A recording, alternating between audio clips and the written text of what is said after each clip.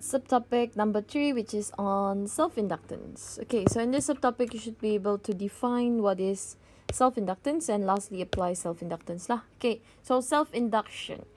So let's consider a solenoid that is connected to a battery, a switch, and a variable resistor, forming an open circuit. So when the switch is closed, meaning this circuit is turned on, a current will then begin to flow in the solenoid here. Okay, so when there is a flow of current, it will produce a magnetic field whose lines through the solenoid and generate the magnetic flux linkage. Okay, so if the resistance of the variable resistor changes, the current flows will also change, then so does the magnetic flux linkage. Okay, and then according to Faraday's law, an EMF has to be induced in the solenoid itself since the flux linkage changes. Okay, so in accordance with Lenz's law, the induced EMF will then opposes the change that has induced it, and it is known as a back EMF. Okay, so when the current increases, the direction of the induced EMF, okay, this is important. When the current increases, the direction of the induced EMF is in the opposite direction of the current. Okay, but when the current decreases, the direction of the induced EMF is in the same direction of the current. Okay, so this is shown in these two diagrams here lah.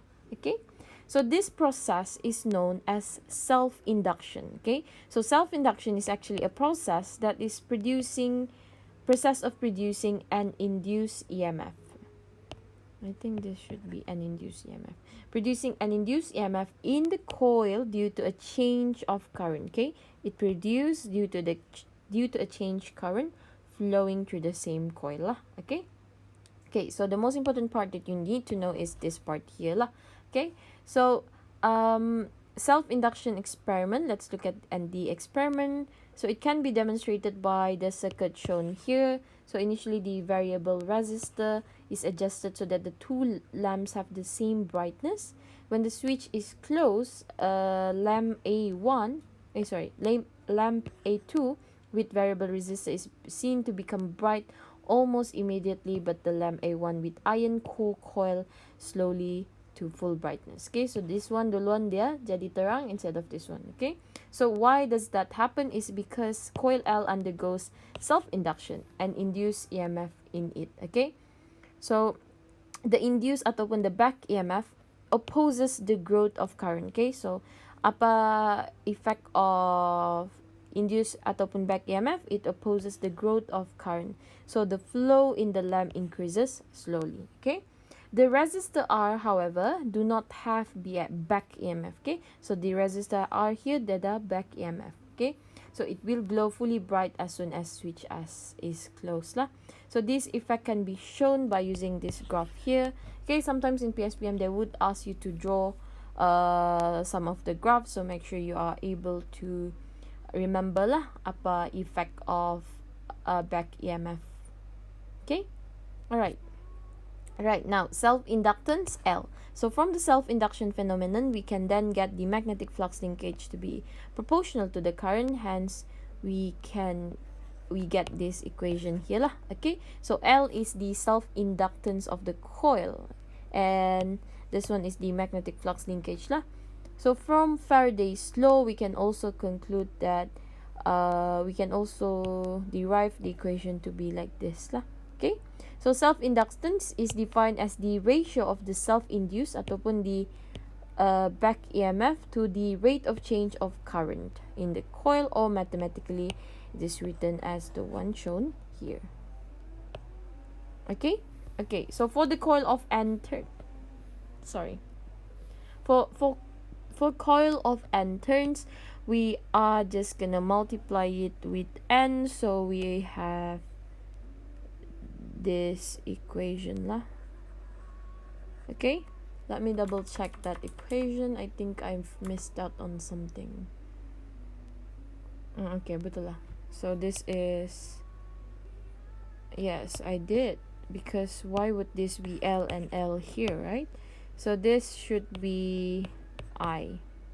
Okay, Yes, okay, that is the equation that you need to use. So it is a scalar quantity and the unit is Henry.